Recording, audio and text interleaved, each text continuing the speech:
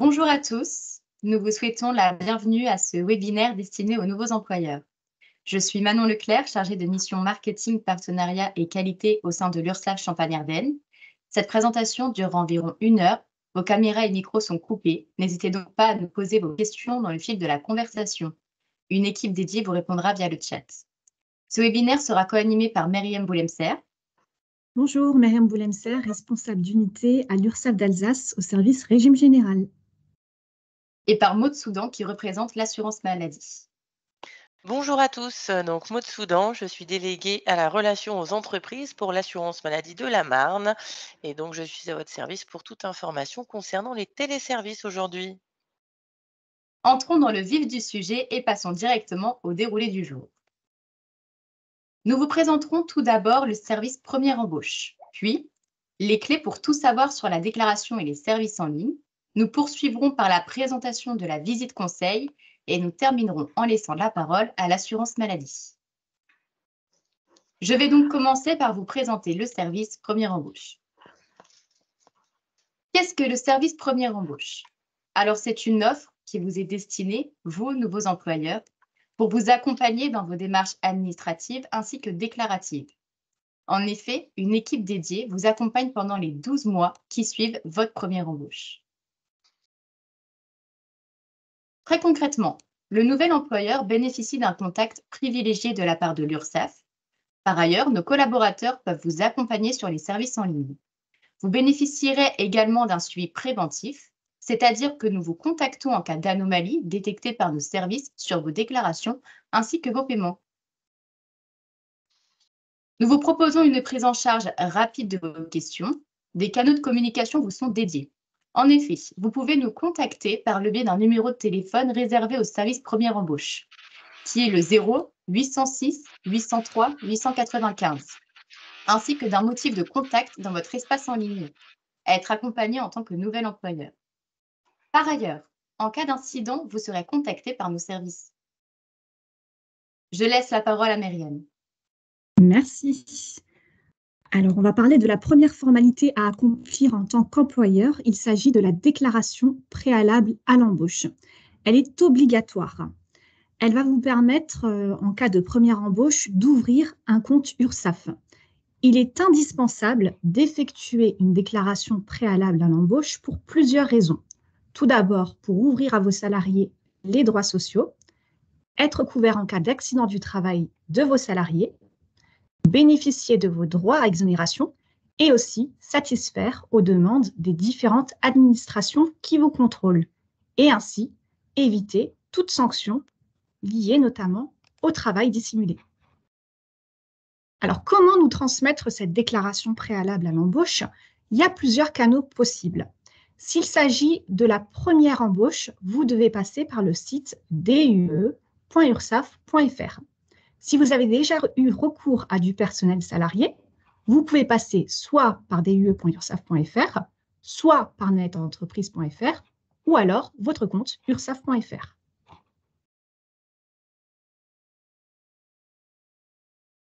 On va parler maintenant de la déclaration sociale nominative. Qu'est-ce que c'est qu'une DSN? C'est la photographie de votre paye. C'est le principe de dites-nous-le une fois. Avant la DSN, chaque société devait transmettre à chaque organisme le document qui correspondait. La CARSAT attendait en fin d'année une déclaration annuelle, l'URSSAF également. Avec la DSN, c'est la simplification des démarches. La déclaration sociale nominative va reprendre plusieurs éléments.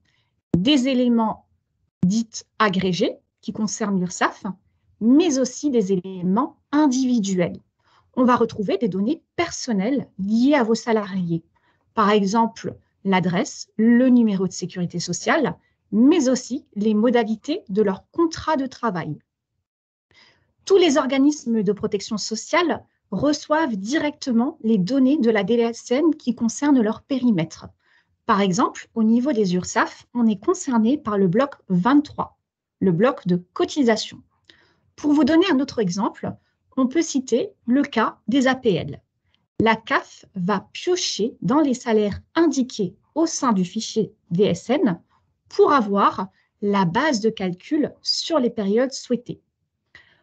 Pour pouvoir effectuer une DSN, vous avez possibilité soit de confier votre paye à un tiers déclarant, par exemple un expert comptable, ou alors de posséder en interne un logiciel de paye compatible avec la DSN et créer un compte sur le site netentreprise.fr.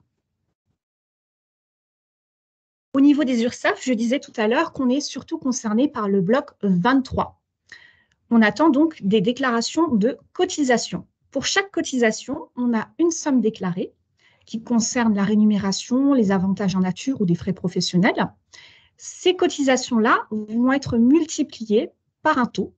Au niveau des taux de cotisation URSSAF, vous avez possibilité de retrouver sur le site ursaf.fr. Il faut savoir que les cotisations sont dues à la fois par l'employeur, donc c'est ce qu'on appelle les parts patronales, ou par le salarié, c'est ce qu'on appelle les parts salariales. Pour en savoir un peu plus sur vos cotisations, à quoi servent-elles, qui collecte les cotisations, vous avez une web-série disponible sur le site ursaf.fr.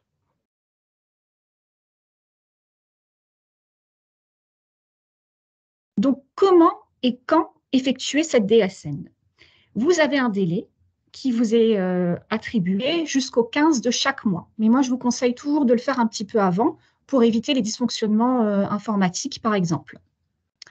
Vous pouvez transmettre cette DSN via la DSN avec le télépaiement. Et pour cela, il est nécessaire d'avoir un mandat CEPA à valider sur le RIB du compte qui sera prélevé. Une petite précision, si vous n'avez pas de salarié et que le compte URSSAF est ouvert, il convient de nous transmettre une DSN à néant. Si, par exemple, pendant plusieurs périodes, vous savez que vous n'allez pas embaucher du personnel, vous pouvez demander la fermeture temporaire de votre compte URSSAF. Le SIRET restera actif, mais le compte URSSAF sera fermé et dans ce cas-là, on n'attendra pas de DSN néant. Je relaisse la parole à Manon. Merci Myriam. Nous allons maintenant vous parler de l'espace en ligne ursaf.fr.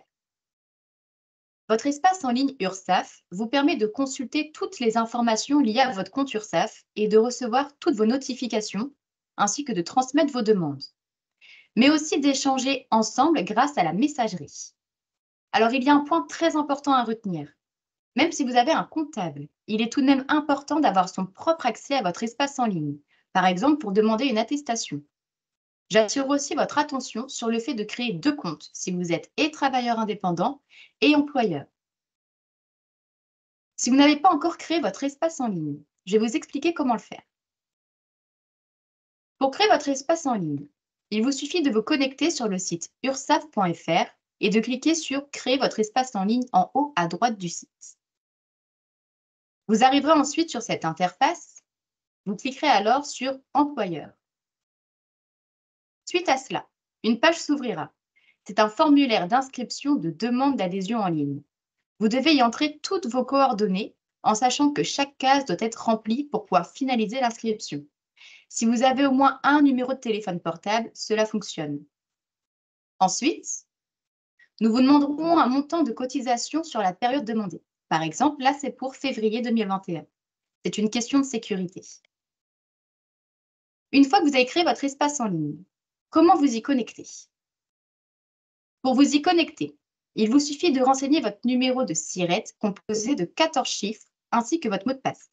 Si on oublie son mot de passe, vous cliquez sur « Mot de passe oublié ». Si vous n'arrivez toujours pas à le réinitialiser, vous contactez alors le numéro dédié. Le tableau de bord et les services en ligne sur le compte URSSAF. Le tableau de bord, comme présenté à l'écran, vous permet d'accéder à vos documents, de suivre vos actions ou encore de prendre connaissance de votre solde. Vous avez aussi la possibilité de visualiser vos derniers échanges avec nous grâce à la messagerie. Attention, point très important. Si demain vous créez un nouvel établissement, il s'ajoutera directement à votre compte. Il vous suffira de cliquer sur les flèches en haut à droite et vous pourrez défiler sur l'ensemble de vos établissements. Lorsque vous cliquez sur les différentes rubriques en haut, vous avez plusieurs listes déroulantes qui s'afficheront. Vous y retrouverez vos attestations dans l'onglet Documents, vos cotisations, vos paiements ou encore votre historique de déclaration dans l'onglet Comptes. Et si vous souhaitez accéder plus rapidement à une fonctionnalité, Vous avez la possibilité de l'ajouter dans les rubriques, dans les services en un clic. Pour modifier ou annuler un télépaiement avant échéance, c'est possible. Au niveau des télépaiements, il est tout à fait possible de les annuler quand vous le souhaitez. Il vous suffit de cliquer sur « Annuler le télépaiement ». Cette action ouvrira alors une fenêtre qui vous demandera si vous êtes sûr de vouloir annuler ce télépaiement. Il est alors nécessaire et impératif de cliquer sur « OK ». Si vous ne faites pas cette dernière action, votre télépaiement ne sera donc pas annulé. Je laisse de nouveau la parole à Myriam. Merci. On va parler maintenant de l'outil Suivi DSN, qui est un service de l'URSSAF.fr. C'est un outil qui est facultatif, mais qu'il est fortement recommandé d'utiliser puisque ça va vous permettre de fiabiliser vos déclarations. Le but de Suivi DSN, c'est de rectifier au fil de l'eau les déclarations qui comportent des erreurs. Exemple, si vous déclarez une cotisation apprentie, mais qu'on n'a pas de salarié comme étant apprenti, comme étant identifié ayant un contrat apprenti, l'anomalie sera restituée via Suivi DSN. Donc, Suivi DSN va vous permettre de visualiser les anomalies de la dernière DSN déposée. Vous avez par la suite la possibilité de télécharger une synthèse des anomalies pour avoir un listing des anomalies qui reviennent le plus souvent à corriger au sein de votre logiciel de paye. Donc, comment se présente ce Suivi DSN? Vous avez 3 modes d'accès, soit par établissement, par individu ou par typologie d'anomalie. Lorsque l'anomalie est en rose, tout à droite, c'est qu'elle est à traiter. Quand vous allez consulter l'anomalie, vous avez possibilité de la basculer en traité, donc en jaune, mais attention, l'outil Suivi DSN reste consultatif. Pour toute modification liée aux anomalies présentes dans Suivi DSN, la voie classique, c'est-à-dire une DSN, devra être effectuée. Donc une DSN soit annulée en place, si vous êtes avant l'échéance, ou alors une DSN de régularisation, si vous intervenez après l'échéance. Donc, comment se présente l'anomalie? On a tout d'abord un libellé avec un code. Ce code-là est commun aux organismes URSSAF, par exemple. Donc, si vous allez indiquer ce code-là à votre gestionnaire de compte, on aura la même identification et on saura de quelle anomalie il s'agit. Vous avez une priorité de correction. Plus la priorité de correction est importante, plus la conséquence sera importante. Donc, quand vous avez plusieurs anomalies suivies DSN, la première chose à faire est de regarder la priorité de correction la plus importante pour commencer à rectifier cette anomalie-là. Dans cet exemple, on a un écart qui concerne le bloc 23, donc le bloc URSSAF, avec une incohérence avec le bloc 78, donc des données individuelles. On a donc un questionnement qui est fait par rapport au bloc concerné. Donc, on va vous demander si le bloc 78 est correct. En fonction de la réponse, on va vous aiguiller. Donc, par exemple, si vous mettez oui, à ce moment-là, on va vous demander de vérifier votre bloc 23, donc le bloc URSSAF, et le bloc 81. À l'inverse, si vous répondez non, on va vous demander de vérifier le bloc 78, le bloc 81, et d'effectuer les rectifications possibles en rapport avec ces anomalies-là. En dernier recours, vous avez possibilité de contacter mon gestionnaire. Alors, quand vous contactez mon gestionnaire, il faut donner le maximum d'informations, c'est-à-dire le libellé de l'anomalie concernée, les montants et éventuellement les salariés concernés avec les différentes recherches que vous avez effectuées. À savoir que quand vous utilisez ce canal-là, de contacter mon gestionnaire, il ne faut pas nous transmettre toute autre demande qui ne serait pas liée à Suivi DSN. Si par exemple vous faites une demande d'attestation, ça ne sera pas accessible via ce canal-là. Elle ne sera pas traitée en priorité. Je donne la parole à Manu. Merci Myriam. Parlons maintenant de la consultation de la messagerie et de la demande d'accompagnement. L'onglet Messagerie du tableau de bord vous permet de consulter les derniers échanges et de suivre leur suivi grâce aux indicateurs tels que reçu, en cours ou encore terminé.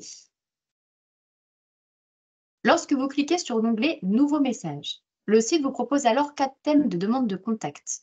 Formalité déclarative, un paiement, une demande de rendez-vous ou encore un autre sujet. Pour votre part, nous vous conseillons et nous vous demandons de cliquer sur un autre sujet. Le site vous redirigera alors sur cette page. Une fois dessus, cliquez sur être accompagné en tant que nouvel employeur. Cela vous permettra d'avoir une ligne privilégiée et une réponse de la part d'une équipe dédiée. Au sein de cette messagerie, vous avez aussi la possibilité de suivre votre demande comme suit, en cliquant sur votre dossier dans Nos échanges. Ce n'est pas nécessaire de relancer une demande déjà en cours car un suivi est disponible, comme on peut le voir affiché sur l'écran. Vous pouvez voir la date de la demande formulée, la réception de la demande, quand la demande a été transmise à un gestionnaire et quand la demande est traitée.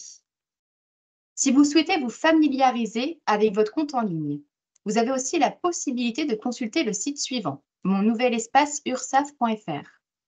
Il vous indiquera toutes les fonctionnalités du compte URSSAF, comme par exemple comment créer un compte, comment lire votre tableau de bord ou encore comment personnaliser vos services en un clic. Je laisse de nouveau la parole à Myriam. Merci. Donc, on va parler de la visite conseil. Alors, la visite conseil, c'est un service qui est gratuit, qui est destiné au nouvel employeur et qui va vous permettre d'avoir des conseils personnalisés par rapport à votre situation. On va visualiser une vidéo qui va vous donner un peu plus d'éléments sur cette visite conseil.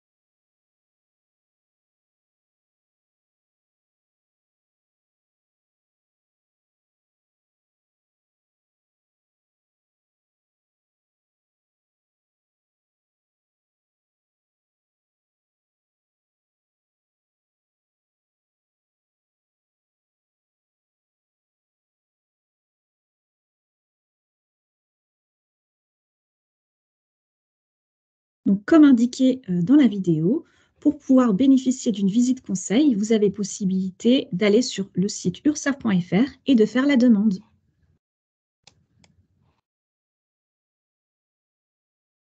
Merci Myriam pour cette présentation de la visite conseil. Nous allons maintenant laisser la parole à Maude concernant l'assurance maladie.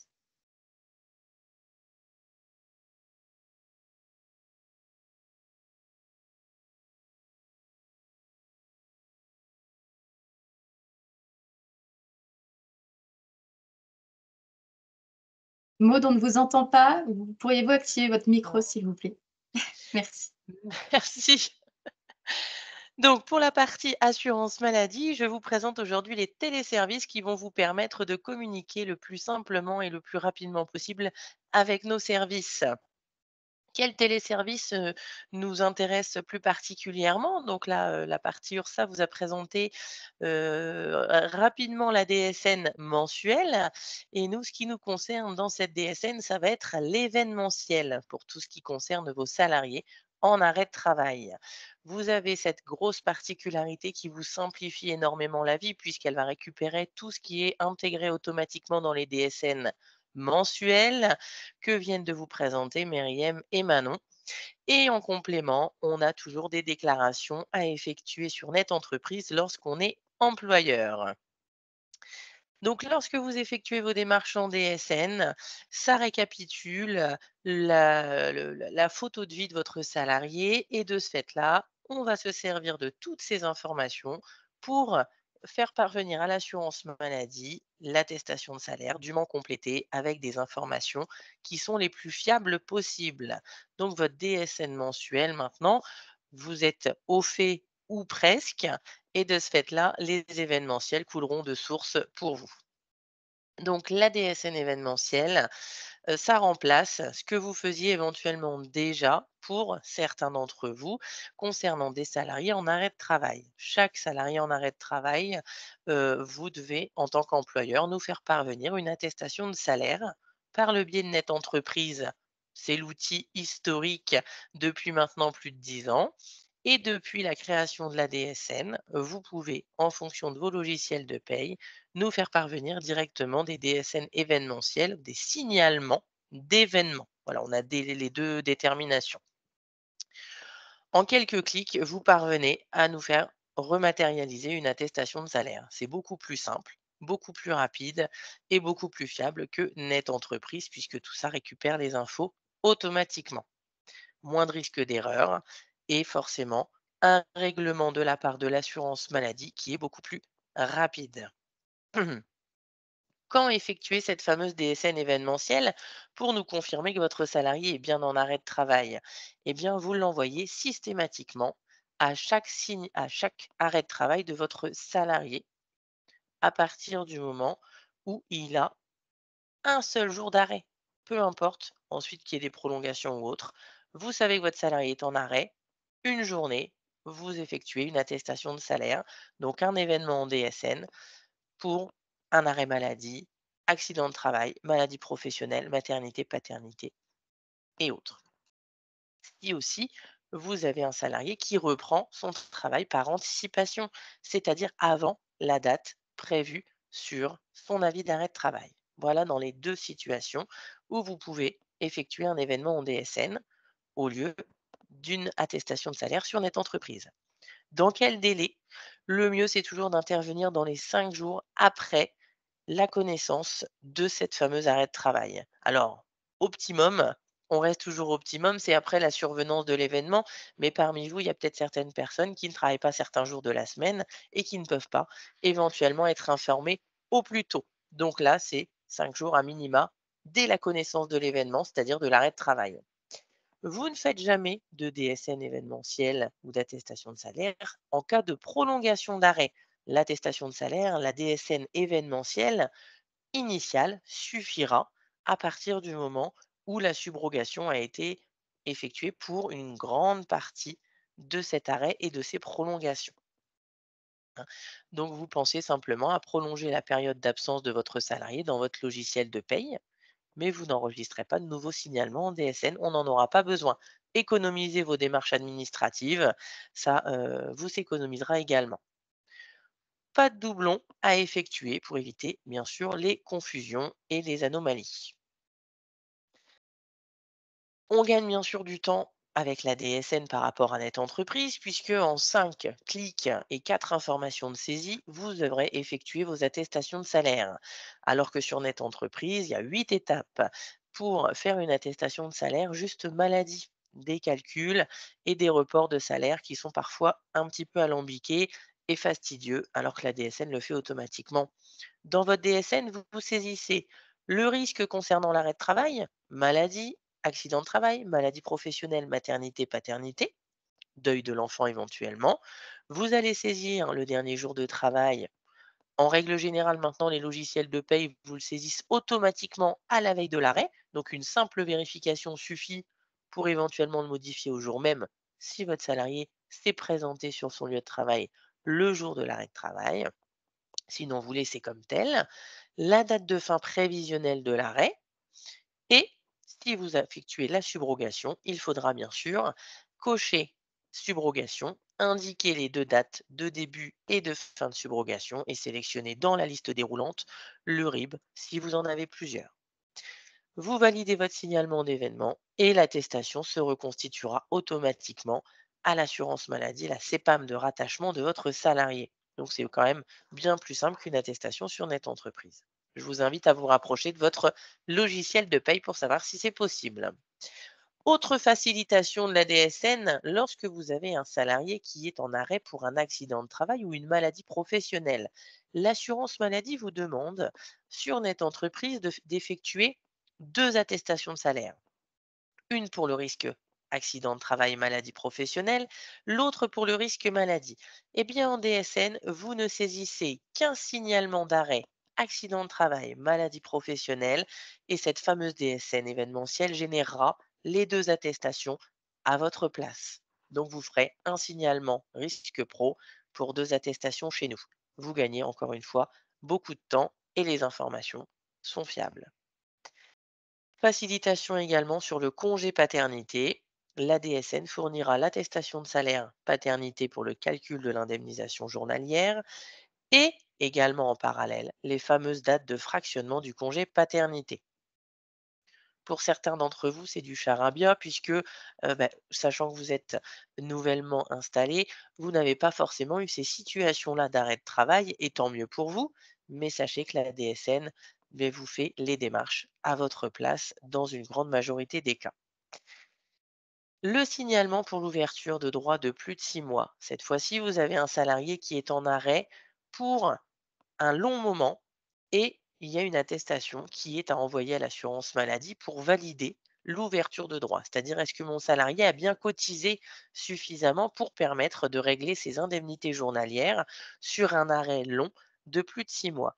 Pareil, votre système DSN nous fera cette attestation de salaire-là, d'ouverture de droit de plus de 6 mois, en automatique à partir du moment où vous n'avez pas saisi de reprise de travail à 4 mois et demi d'arrêt de votre salarié. Donc pour vous maintenant, cette attestation-là est transparente. Pour les simplifications de la DSN, on a vu le maximum de choses qui vous font gagner du temps. Maintenant, je fais un petit focus si vous souhaitez modifier les informations transmises à l'assurance maladie par le biais de votre DSN ou d'une attestation sur Net Entreprise. Pour modifier le dernier jour de travail, le risque ou la période de subrogation, il y a 2 solutions qui sont à disposition. Soit vous faites une DSN dans votre logiciel DSN, vous allez faire un annulé remplace, si votre logiciel le permet bien entendu, à voir toujours avec votre éditeur. Ou alors vous allez vous rendre sur le site Net Entreprise en envoyant une attestation qui sera cochée à la première étape, rectificative. Voilà pour les modifications, dernier jour de travail, risque subro. Par contre, il y a des données qui sont agrémentées par votre DSN mensuel automatiquement. Donc, pour modifier ces données, vous ne pouvez pas vous baser sur un DSN événementiel annulé remplace, puisque systématiquement, elle va aller repiocher les infos que vous avez agrémentées dans votre mensuel. Il faudra, pour changer un salaire ou éventuellement des heures de travail effectuées sur la période de référence, aller directement sur le site Net Entreprise et envoyer une attestation rectificative. En complément de cette attestation rectificative que vous nous faites parvenir à nous, Assurance Maladie, il faudra bien sûr aller modifier vos informations concernant votre salarié dans votre logiciel de paye pour une DSN correcte la prochaine fois.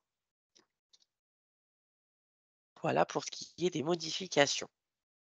Donc là, j'ai remis les plus de la DSN qui vous simplifient la vie et qui vous font gagner du temps. Double attestation pour les arrêts risques pro, période de congé paternité automatiquement transmise, ainsi que l'attestation de salaire pour l'ouverture de droit de plus de 6 mois. Et bien sûr, une attestation annulée remplace à la place d'une attestation rectificative. Là, c'était la DSN événementielle, donc qui vous permet une facilitation de vos démarches. Vous avez un système qui vous permet d'effectuer les exceptions ou de faire vos démarches complémentaires. Donc sur Net Entreprise, vous avez possibilité de retrouver les comptes rendus de votre DSN ici sur l'onglet DSN Régime Général, sur le tableau de bord DSN, vous avez l'onglet attestation de salaire qui vous permet d'effectuer les attestations de salaire temps partiel et thérapeutique, par exemple, le compte ATMP, le compte entreprise et également la déclaration d'accident de travail. On va voir ça un peu plus précisément. Pour effectuer les attestations de salaire hors DSN, votre système DSN ne fonctionne pas pour X ou Y raison, une mise à jour n'a pas été effectuée ou est mal passée, dans l'attente, sachant que vous avez un délai de 5 jours pour faire les attestations de salaire, vous passez par cet onglet sur Net Entreprise. Également pour toute reprise en temps partiel thérapeutique d'un de vos salariés. Ce sera sur Net Entreprise, jamais en DSN pour le moment. Pour les attestations rectificatives,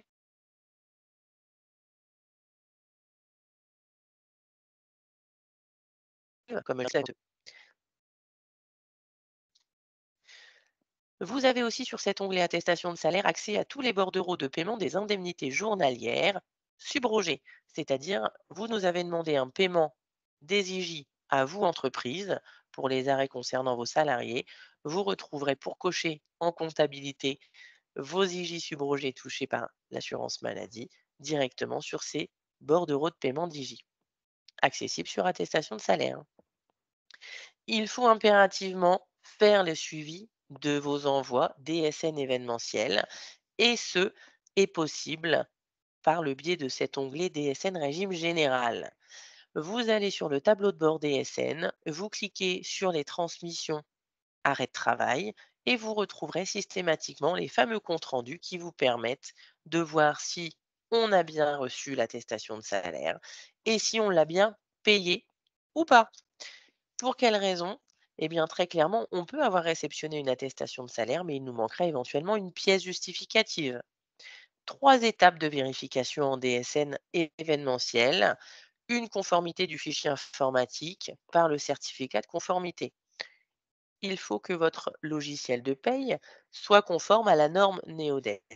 Très clairement, par rapport à ces signalements d'événements, logiquement, si votre éditeur vous a donné le feu vert, c'est qu'il a effectué les mises à jour nécessaires. Donc réellement, c'est une vérification qui maintenant, dans la majorité des situations, est une formalité. Deuxième étape de vérification des comptes rendus. Deuxième petite loupe sur votre tableau de bord DSN, c'est la conformité des informations et vérifications sur votre salarié. Par exemple, grâce au bilan d'identification de ce fameux salarié en arrêt de travail, il va mettre en corrélation le numéro de sécurité sociale du salarié, son nom, son prénom, les dates et lieux de naissance, le département de naissance, le pays de naissance et autres informations. Ou alors, par exemple, il va vérifier la continuité par le biais du numéro du contrat de travail. Donc là, ce sont des informations qui sont paramétrées dans votre logiciel DSN et qui sont vérifiées pour qu'on fasse bien le lien systématiquement de DSN en DSN. Si vous avez réceptionné un compte-rendu non bloquant à une époque, que vous n'avez pas modifié les données qui vous alertaient à l'époque, ça pourra générer un compte-rendu bloquant sur une attestation de salaire. Et de ce fait-là, on ne réceptionnera jamais votre signalement DSN. Toujours bien vérifier vos comptes rendus suite à vos DSN mensuels. Troisième niveau de vérification des comptes rendus, la vérification des données nécessaires au paiement et à l'étude du dossier d'indemnisation auprès de l'assurance maladie.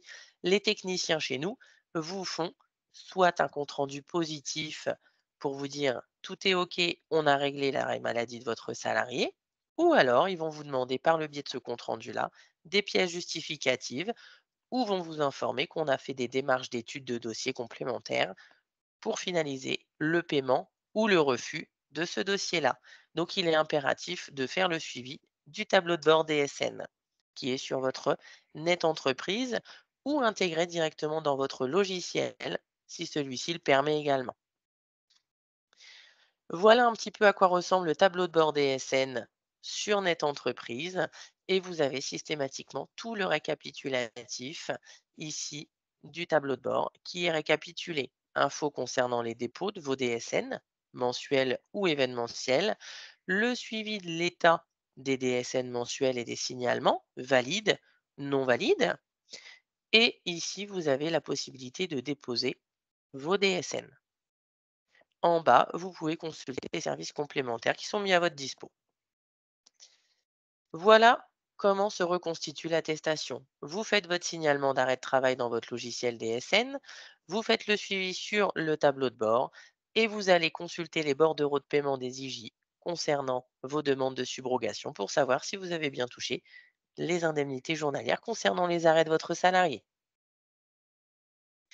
Autre déclaration possible sur Net Entreprise, le compte entreprise qui vous permet de gérer vos dossiers d'indemnisation journalière et de fournir les pièces justificatives qui vous seraient éventuellement demandées pour finaliser un règlement d'indemnité journalière. Vous avez également la possibilité de faire vos déclarations d'accident de travail. Lorsqu'un de vos salariés a un accident de travail ou de trajet dans votre entreprise, vous avez l'obligation de le déclarer à l'assurance maladie sous 48 heures dès la connaissance. Il est impératif de l'effectuer et donc d'avoir cet onglet sur Net Entreprise pour le faire correctement, rapidement et avec le plus de fiabilité possible. Ce sera envoyé directement à la caisse de rattachement de votre salarié. Pour finaliser les déclarations possibles sur Net Entreprise, autre déclaration obligatoire depuis 2022 maintenant pour toute entreprise, la CARSAT vous invite à répondre à cette obligation d'ajouter le compte accident de travail et maladie professionnelle. Celui-ci vous permet de suivre les notifications du taux AT-MP, d'effectuer les demandes de subvention et d'accéder à toute la réglementation sur les risques professionnels.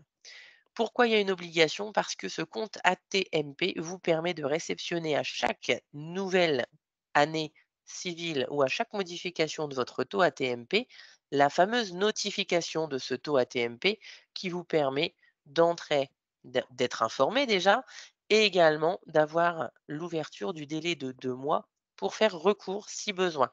Si vous n'avez pas ce compte AT-MP là, vous ne réceptionnez pas la notification, vous n'appliquez pas ce fameux taux AT-MP au salaire de vos salariés et vous n'avez aucun moyen de faire recours, dans les temps du moins.